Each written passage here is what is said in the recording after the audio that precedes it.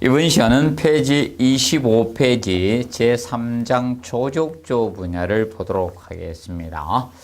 조족조 문제는 18회 시험의 경우는 벽돌 구조는 총합적으로 문제가 출제가 됐고요. 그리고 블록 구조 부분 한 문제이고 각각 한 문제씩 출제가 되었습니다. 올해도 아마 거의 유사할 가능성이 높다라고 보시면 되겠고요. 자, 그러면 1번에 보시면 내력벽으로 사용하는 벽돌 재료의 중요한 물리적 시험으로 가장 적합한 것은 해가지고 나왔습니다. 자, 벽돌의 이제 품질 시험은 두 가지가 될 수밖에 없습니다. 벽돌의 강도는 압축 강도입니다. 그래서 좋은 벽돌이라는 것은 압축 강도가 크고 흡수율이 적은 벽돌이 좋은 벽돌의 개념이 됩니다. 그래서 이 벽돌 품질 시험은 이 두 가지를 통해서 하게 됩니다. 바로 압축 강도 시험과 압축 시험이라고도 합니다. 압축 강도 시험 개념하고 바로 흡수율 이 두 가지 시험을 통해서 보통 벽돌의 품질 시험을 하게 됩니다. 항상 기억을 해 놓으시고요. 그 다음에 2번에 보시면 벽돌 구조의 치장줄눈 종류로 옳지 않는 것은 보통 치장줄눈은 의장적 효과를 위해서 보기 좋게 하기 위해서 마무리하는 줄눈이 치장줄눈이 개념이 됩니다. 그래서 치장줄눈은 생긴 형태, 어떻게 그 줄눈이 생긴냐에 따라서 명칭이 부여됩니다. 그 생긴 형상이 아니면 보통 치장줄눈 종류가 아니라고 보시면 되겠습니다. 그래서 1번은 이 구조적 줄눈이죠. 막힌 줄눈은 세로 줄눈이 일직선상이 아닌 것이 막힌 줄눈입니다. 하중 응력을 균등히 분산 목적으로 이 세로 줄눈을 일직선상이 되지 않도록 처리해 준 것이 바로 막힌 줄눈의 개념이 되는 겁니다. 막힌 줄눈이 됩니다. 되죠? 그래서 이 막힌 줄눈은 상부에서 하중이 내려올 때 이 하중을 이렇게 균등히 분산해 주는 거죠. 그래서 하중 또는 응력, 하중 분산 목적으로 사용되는 것이 바로 막힌 줄눈이 됩니다. 막힌 줄눈이고 이거는 구조적 줄눈이 됩니다. 구조적 줄눈이고 치장 줄눈 종류는 아닙니다. 그래서 평줄눈이나 빗줄눈, 둥근 줄눈, 오목 줄눈은 생긴 모양에 따라서 그 명칭이 부여된 겁니다. 기억을 해 두시고 그 다음에 3번 문제 보시면 치장줄눈에 관한 설명으로 옳지 않는 것은 1번에 벽돌 벽면의 의장적 효과를 위한 줄눈으로서 이것은 벽돌 벽면의 제물 치장으로서 할 때 모르타르로 이 줄눈을 바르는 것을 보통 치장줄눈이라고 합니다. 그래서 치장줄눈을 하기 위해서 일단은 줄눈 파기를 먼저 해야 돼요. 그러면 벽돌을 갖다가 이렇게 쌓아 올렸습니다. 시멘트 모르타르를 이용해서 벽돌과 벽돌을 쌓아 올렸습니다. 이렇게 쌓아 올리게 되면 여기 시멘트 모르타르가 이렇게 삐져나와 있어요. 보기 안 좋아요. 그래서 이것을 파야 돼요. 줄눈 파기를 미리 합니다. 이렇게 줄눈 파기를 하는데 이것이 모르타르가 굳으면 파기가 힘들어집니다. 그래서 모르타르가 굳기 전에 줄눈 파기를 하는 거예요. 모르타르가 굳기 전에 해야 됩니다. 굳기 전에 줄눈 파기가 이루어져야 돼. 타일하고 차이가 있습니다. 이 타일에서는 보통 이 타일 붙인 후 3시간 경과 후에 합니다. 타일에서는 타일 붙인 후 3시간 경과 후에 우리가 줄눈 파기를 해. 3시간 경과 후에 이 줄눈 파기를 하는 반면에 얘는 부착돼 놨기 때문에 밑을 파면 떨어질 수가 있습니다. 그래서 얘는 3시간 경과 후에 하고 벽돌에서는 그냥 쌓아 올렸기 때문에 모르타르가 굳기 전에만 줄눈 파기를 해 주시면 됩니다. 굳기 전에 미리 파라는 거고 얘는 어느 정도 굳고 굳은 다음에 파라는 거고 그래서 틀려집니다. 이어가시고 그 다음에 3번에 지장줄눈은 벽돌 벽면에 청소 정리하고 공소의 지장이 없는 빠른 시일 내에 빈틈없이 이제 메워주시면 됩니다. 그리고 지장줄눈의 깊이는 6mm 정도로 하고 그것이 의장은 시방서에 따르면 됩니다. 뭐 기본적으로 여기 이제 지장줄눈을 이렇게 평줄눈으로 했다. 기본적으로 6mm 정도 해주면 된다는 겁니다. 6mm 정도를 하라는 겁니다. 지장줄눈. 그리고 5번에 구조 및 방습상 가장 유리한 것은 이 평줄눈이 아니고 빗줄눈 형태가 유리합니다. 그래서 요거는 평줄눈이고요. 빗줄눈 형태는 이것이 빗줄눈입니다. 이렇게 벽돌이 있을 때 이제 줄눈 파기를 해서 여기는 이제 시멘트 모르타르입니다. 시멘트 모르타르고 그럼 여기 이제 이렇게 이 줄눈을 이렇게 처리해 준 거 이것이 빗줄눈입니다.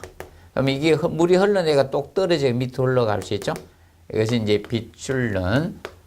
빗줄눈이 구조적이나 방습상 가장 유리한 줄눈이라고 보시면 되겠습니다. 기억해 놓으시고 그 다음에 4번 문제 보시면 자 벽돌벽에 실린 하중이 널리 골고루 퍼져서 전달되게 하기 위해서 세로 줄눈 아래 위가 통하지 않고 엇갈리게 한 거 우리가 했던 바로 하중 분산, 응력 분산 목적으로 하는 것이 바로 막힌 줄눈이었죠. 통줄눈은 하중 집중 현상이 생기는 것이 통줄눈이고 이런 하중을 분산하는 목적을 널리 분포시키는 것은 바로 막힌 줄눈의 목적이었습니다. 그리고 길이 쌓기는 벽돌에 이 벽돌이라고 치면 벽돌의 길이 부분이 보이게 해서 하면 길이 쌓기입니다. 그리고 마구리 쌓기는 마구리 면이 보이도록 쌓으면 마구리 쌓기입니다. 건축 부재 이 끝부분면을 양 끝부분 이걸 마구리라고 합니다. 마구리 쌓기가 되겠고 그리고 세워 쌓기는 이렇게 쌓는 것을 세워 쌓기라고 합니다.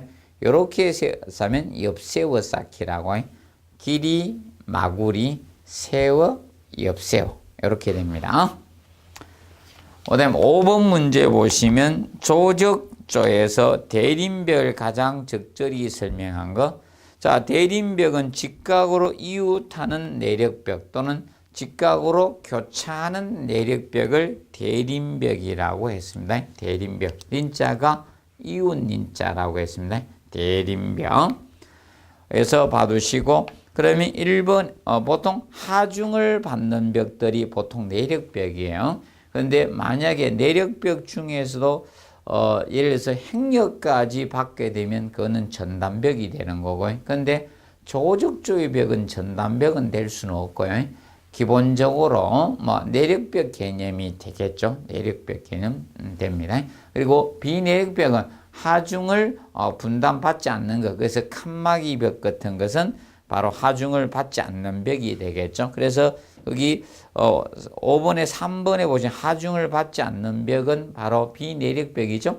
대표니 칸막이 벽이 하중을 받지 않는 벽이 된다라고 보시면 되겠습니다. 그리고 2번에 수평 하중을 받을 수 있는 벽은 보통 전담벽이라 해요. 근데 조적조는 전담벽이 없어요. 철근 콘크리트로 전담벽이 만들어져야 됩니다. 그래서 여기에서는 대림벽은 5번 서로 직각으로 교차하는 내력벽을 우리가 이 대림벽이라고 칭합니다. 그 다음에 6번에 벽돌 쌓기 특징에 관한 설명으로 옳지 않는 것. 1번에 영식 쌓기는 통줄눈이 생기지 않죠. 보통 영식 쌓기라는 것은 우리가 한 켠은 길이 쌓기, 그 다음 켠은 마구리 쌓기로 번갈아 쌓는데 통줄눈이 생기지 않도록 모서리에서 두 번째 벽돌을 뭐 2호 토막이나 반절을 쌓아서 반절을 이용해서 쌓은 것이 바로 영식쌓기였죠. 그러면 영식쌓기 하면 기억하실 것이 2호 토막하고 반절을 이용한다는 거 기억하시고 얘는 통줄눈이 생기지 않습니다. 그리고 구조적으로 가장 튼튼한 쌓기 방식이 영식쌓기라는 점을 기억을 해 놓으시면 되겠습니다. 그리고 이번에 하란식 쌓기는 영식 쌓기에 거의 유사한데 얘는 길이 쌓기 켜에서 7호 토막, 모서리 부분의 토막을 7호 토막을 사용한 거였죠. 그리고 얘는 모서리가 견고한 방식이 바로 하란식 쌓기, 네덜란드식 쌓기입니다. 근데 하란식 쌓기, 네덜란드 쌓기는 통줄눈 생기지 않습니다. 그래서 영식과 하란식은 통줄눈이 발생되지 않는다. 그리고 7호 토막을 사용했다. 하란식은 그걸 기억을 하시고 모서리가 견고한 방식은 하란식입니다. 그리고 정리 봐두시고 그다음에 네 번째 불식 쌓기. 불식 쌓기는 자 보통 하란식과 일반적인 영식 쌓기는 한 켠은 길이 그 다음 켠은 마구리를 번갈아서 쌓는데 불식 쌓기, 이 프랑식 쌓기는 같은 켜에서 길이와 마구리가 번갈아 나오는 것이 바로 불식 쌓기입니다. 근데 불식 쌓기는 일부분적으로 통줄눈이 발생이 됩니다. 그렇기 때문에 구조적으로는 약할 수밖에 없습니다. 그래서 이거는 장식적과 외관상 이런 데 적합도가 있고요. 일반적인 힘을 받는 데는 적합도가 없다라고 보시면 됩니다. 그래서 4번은 틀렸죠. 불식 쌓기는 부분적으로 통줄눈이 생깁니다. 그래서 구조적으로 약간 약해질 수밖에 없는 게 불식 프랑스식 쌓기가 된다는 점을 우리가 기억을 해 놓으시면 되겠습니다. 그리고 7번 문제를 보시면 자, 벽돌 쌓기에 관한 설명으로 옳지 않는 것은 1번에 영식 쌓기는 구조로 가장 튼튼한 방법이라 했다. 그리고 모서리가 견고한 방식은 하란식. 그리고 외관이 아름다운 것은 불식 쌓기입니다. 불식 쌓기. 자, 그리고 2번에 하란식 쌓기는 벽돌 쌓기법 중 상대적으로 모서리가 견고한 방식에 해당이 됩니다. 그리고 3번에 벽돌조 벽체의 강도에 벽돌의 인장 강도나 힘 강도가 영향을 미친다. 아니죠. 자, 벽돌 벽체에서 우리가 알아두실 거는 인장 강도나 힘 강도는 거의 무의미 있으나 마나한 강도라 했죠. 그래서 이제 이 벽돌의 강도는 압축 강도예요. 압축 강도고, 모르타르 강도는 부착 강도고요. 모르타르는 이 부착 강도 또는 접착 강도라고 하겠죠. 그러면 이것은 영향을 줘요. 벽돌의 압축 강도나 모르타르의 부착 강도, 접착 강도는 벽돌 벽체의 강도에 영향을 주는 인자는 되지만 벽돌 인장 강도, 힘 강도가 영향을 미치는 것은 아닙니다. 기억을 해 놓으시고요. 그 다음에 네 번째 벽체 중간에 공간을 두어서 쌓는 것은 자 가장 중요한 것은 바로 방섭이었습니다. 방섭 개념이 됩니다. 방섭. 그래서 보통 공간 쌓기를 했을 때 이 공간은 일반적으로 뭐 가장 주된 목적은 방섭이 되지만 벽체와 벽체 사이에다가 공간을 두어서 쌓는 방식이죠. 그래서 벽체와 벽체 사이에다 공간을 주된 목적은 방섭이 됩니다. 그리고 보통 방음도 되고요. 그러면 보통 겨울철에 추위를 방지하는 방한이나 여름철에 더위를 방지하는 방석 이런 것도 이 공간 쌓기 목적이 됩니다. 보통 공간은 5에서 7cm로 많이 설계하고요. 공간을 넓게 보통 8cm 이상에서 8에서 12cm로 설계할 때는 연결철물을 보강을 더 많이 우리가 해 주셔야 됩니다. 보통 여기에서 이제 공간 쌓기를 했을 때 연결철물은 깔리게 하되 여기에서 아래 위의 수직 간격의 개념하고 자 옆으로 가는 수평 간격의 개념이 약간 차이가 있다. 이 수평으로 넣는 거하고 그래서 수직은 아래 위의 수직 거리는 이 수직은 600mm 이하로 넣어야 됩니다. 최대가 60cm입니다. 600mm하고 그 다음 이 수평 간격 수평으로는 900mm를 초과해서는 안 됩니다. 900mm 이하로 넣어줘야 됩니다. 이하로 처리가 되어 주시면 되겠습니다. 정리를 해 두시고요. 기억해 놓으시면 됩니다. 그리고 5번에 보시면 내하벽돌은 물침하지 않고 쌓아 주셔야 됩니다. 내하벽돌.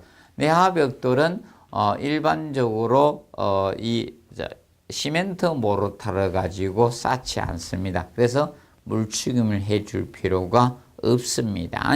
기억을 해 놓으시기 바랍니다. 그리고 나머지 벽돌 쌓기의 종합 문제를 위해서 밑에 핵심 정리를 보통 해놨습니다. 간략히 한번 봐두시면 되고요. 그래서 벽돌은 쌓기 전 충분히 물을 죽여주면 되는데 내하벽돌은 물죽임하지 않습니다. 그리고 한랭기, 극한기는 벽돌 공사는 가급적 하지 않는 것이 좋습니다. 왜 그런가 하면 보통 추울 때는 이런 부착 강도가 잘 나오지 않습니다. 그래서 최소한 공사는 5도씨 이상에서 하는 게 좋아요. 5도씨보다 떨어지면 이런 부착 강도가 잘 나오지 않습니다. 그리고 세로 줄눈은 통줄눈이 생기지 않도록 해주시고 기존 줄눈 너비는 표준이 10mm를 기준으로 잡고 있습니다. 그리고 줄눈에 사용한 모르타의 강도는 벽돌 강도 이상이 되어 주셔야 되겠죠. 그리고 거기 보시면 모래는 적정한 모래 입도를 사용해줘. 굵은 모래를 쓰라는 겁니다. 가는 모래, 고운 모래는 균열의 원인이 될 수가 있습니다. 그리고 그 다음에 이제 하루 일이 끝날 때는 보통 청단 들여쌓기나 켜걸름 들여쌓기를 해서 다음 쌓기가 원활할 수 있도록 우리가 해 주셔야 됩니다. 그 정면 봐두시고요. 그 다음에 자 8번 문제 보도록 하겠습니다.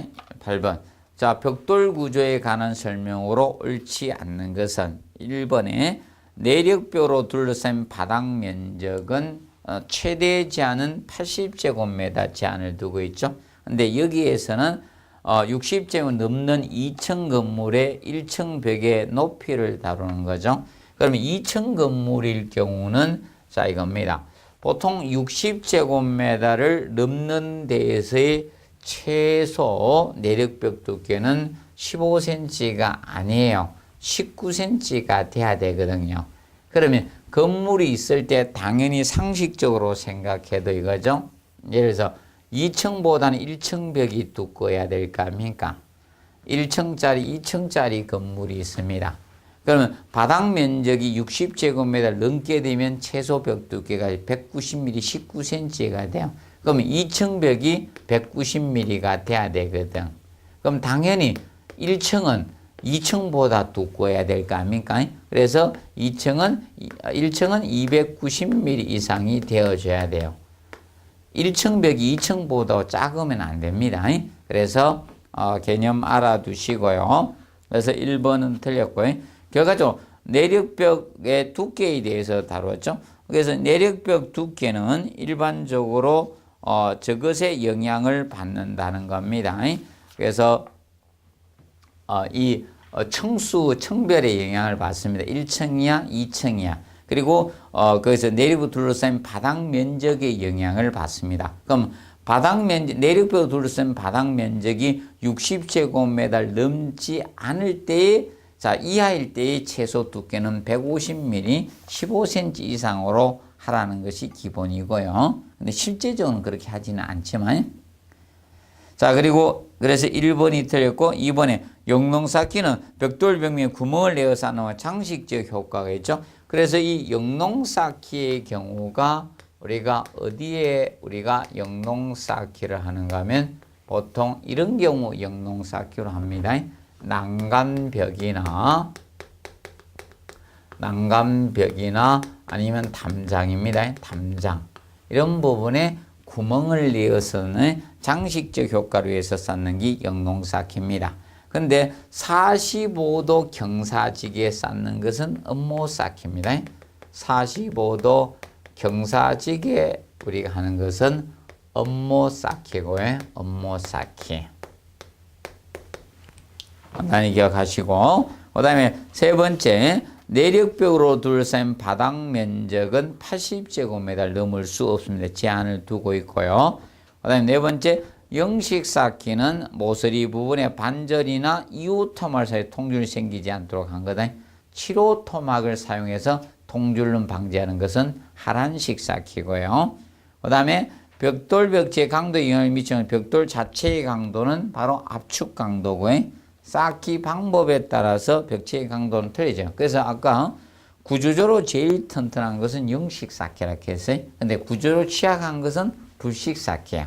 그래서 쌓기 방법에 따라서 관계가 있고요. 그 다음에 쌓기 작업의 정밀도가 영향을 줄 수밖에 없겠죠. 그리고 이제 예를 들어서 모르타르의 부착 강도 이런 것은 벽돌 벽체의 강도에 영향을 미치는 요소라고 보시면 되겠습니다. 그 다음에 9번. 자, 보통 벽돌의 줄눈 나비로 가장 적합한 것은 10mm죠. 벽돌은 기본 10mm를 표준으로 합니다. 벽돌이든 벌록이든 기본 10mm를 기준 잡고요. 내하 벽돌만 6mm가 됩니다. 6mm가 되고, 그래서 약간 차이가 있습니다. 자, 그리고 10번에 보시면, 자, 벽돌조 건물에서 벽량에 난 해당 층의 바닥 면적에 대한 무슨 비를 이야기하나? 자, 벽량이라는 것은,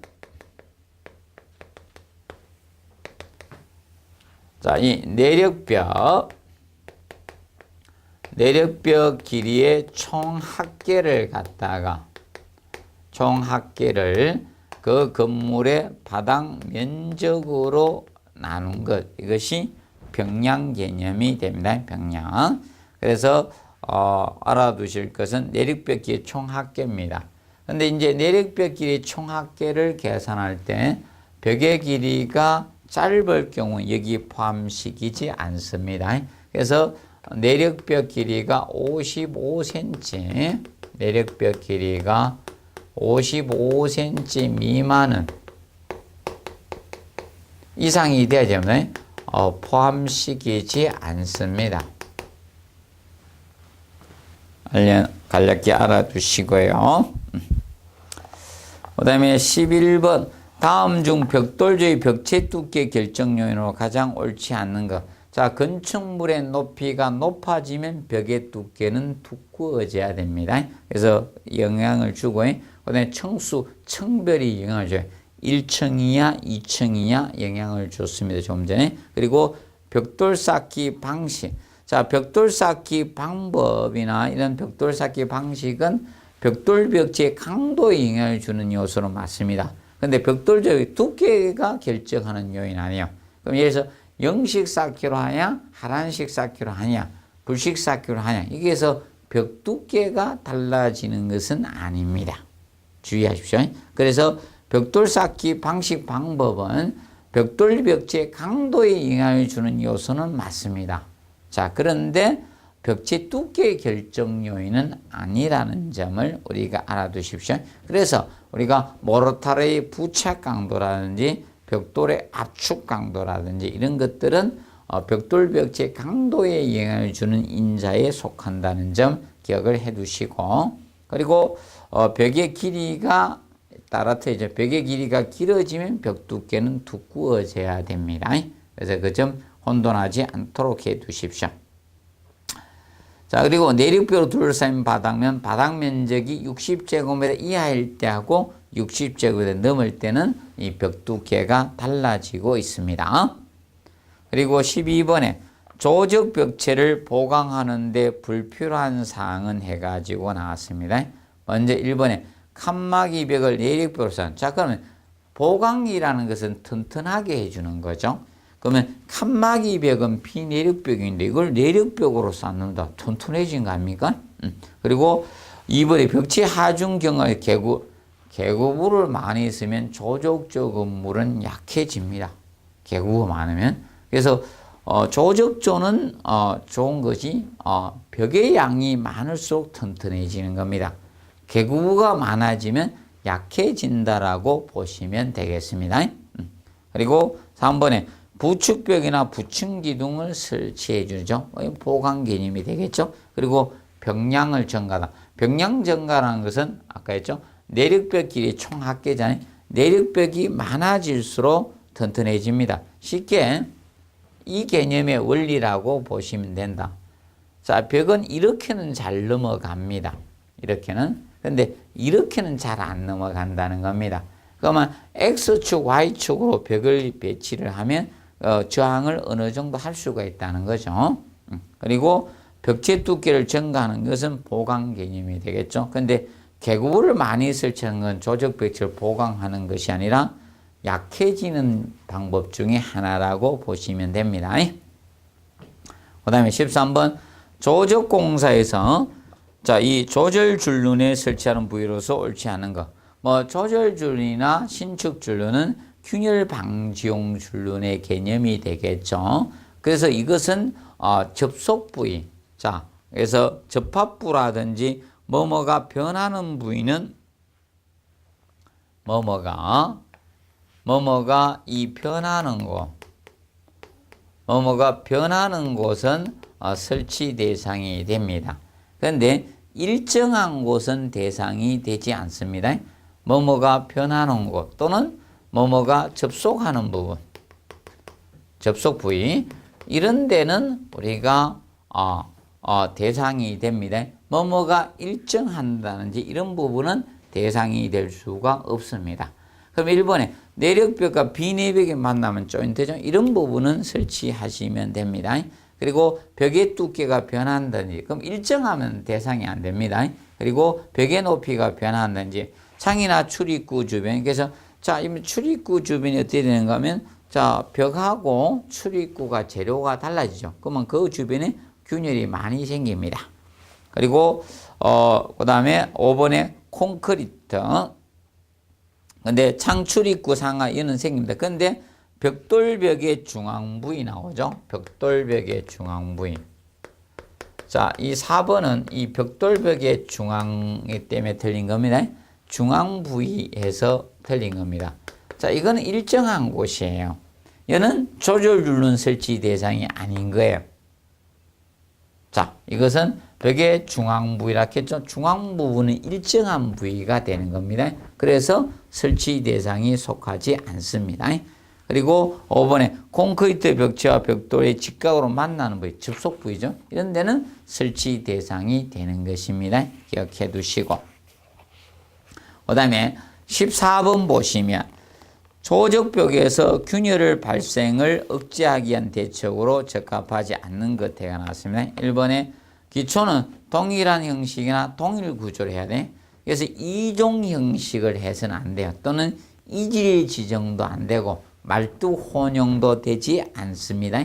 최대한 동일 형식에서 해주는 것이 좋습니다. 그리고 평면과 인면은 단순화해야 돼요. 복잡하면 균열이 생깁니다. 단순하도록 설계해 주시고 그리고 균열 진행 중에 시멘트 모터로 미장을 하면 안 됩니다. 균열이 종료가 된 경우는 미장 보수할 수 있지만 진행형 균열은 안 됩니다. 진행형 그러면 균열 진행형 균열은 균열의 길이나 폭이나 깊이가 시간의 지남에 따라 계속 증가하는 게 진행형 균열입니다. 그럼 진행형 균열의 경우는 우리가 만약에 방지 대책을 해도 또 균열이 생길 가능성이 높습니다. 그래서 진행형 균열이 안 돼요. 그래서 균열이 고정이 됐을 때 그때 미장 보수해서 마감을 해주시면 됩니다. 그리고 테두리보 설치가 균열 방지 목적 중에 하나가 됩니다.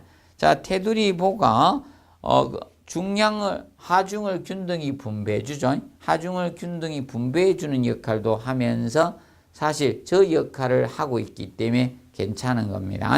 그리고 하중 집중 현상을 피해 주거든. 테두리보 월 가다가. 그래서 되고 그다음에 구동침하를 방지하는 개념이 됩니다. 그래서 지금 현재 3번 가지고 틀리게 나왔었습니다. 자, 그리고 거기 15번에 계구부 쌓기에 관한 설명으로 옳지 않는 것은 해가지고 나왔습니다. 1번에 벽돌조 건물의 계구부에 아치를 사용하는 주목적은 인장력을 압축력으로 바꾸기 위해서 사용하는 거죠. 보통 이겁니다. 자, 아치는 원리가 바로 이거죠. 아치는 인장력이 생기지 않도록 하는 겁니다. 힘의 전달을 뭘로만 전달한다? 압축력으로만 전달하도록 한 것이 바로 아치의 기본 원리였죠. 그리고 2번에 대림벽은 조적조에서 계구 상부 구조를 지지하고 상부에 작은 하중을 벽체에 전달하는 역할을 하는 건 대림벽이 아니죠. 대림벽은 자, 직각으로 이웃하는 교차하는 내력벽을 대림벽이라 했건 조적의 상부를 구조를 지지하고 상부에 작은 하중을 벽체에 전달하는 역할을 한 것은 임방보죠. 임방보의 역할이 되는 거고 임방보. 그 다음에 세 번째 창대 벽돌은 15도 경사지게 옆세워 쌓고요. 문틀 사이는 방수모로 등 고개 방수 처리를 잘 해줘야 됩니다. 창대 벽돌은 사실 이거 부분이죠. 창문 아래. 창문이 있을 때 창문 아래 이 벽돌을 갖다가 옆세워서 15도 경사지게 옆세워서 해준 것이 창대 쌓기였죠. 이것이 창대 쌓기고요. 창대 쌓기 개념이 됩니다. 자, 그리고 자, 4번에 보시면 4번 보시면 계구 바로 2층 계구 수직거리는 60cm 이상으로 우리가 해 주시고요. 그 다음에 상하층 계구부는 동일 수직선상에 배치를 해 주셔야 됩니다. 그래야지 균열이 최대한 적게 생깁니다. 그리고 5번에 너비 1.8m 넘는 계구상 철근 콘크리트 내지 철골보의 우림방을 설계를 해주는 것이 기본입니다. 그리고 우측에서 보시면 그 아치 쌓기, 창대 쌓기, 임방보 계구부 쌓기를 종합적으로 거기에 다뤄놨어요. 시험은 아치하고 임방보 개념만 현재 시험이 출제가 됐고요. 그래서 앞으로 세부적 임방보는 아마 세부적으로 한 번 더 낼 가능성도 있다. 임방을 찾는 유형이 나왔기 때문에 앞으로 가능성이 있으니까 꼭 준비하시고, 임방보는 단순 지지예요. 고정 단으로 설계된 일반 라멘 구조의 보하고는 다릅니다. 그래서 철근을 하부에만 배근해 주시면 되겠습니다. 그 점 기억해 놓으시고, 그 다음에 16번 조적조의 계구 상부를 보강하기 위한 임방보에 대한 설명으로 옳지 않는 것. 첫 번째, 임방은 양쪽 벽에 최소 우리가 10cm 이상 물리도록 해주시면 되겠습니다. 자, 근데 임방은 좌우벽에 물리는 개념이 약간씩 차이가 있어요.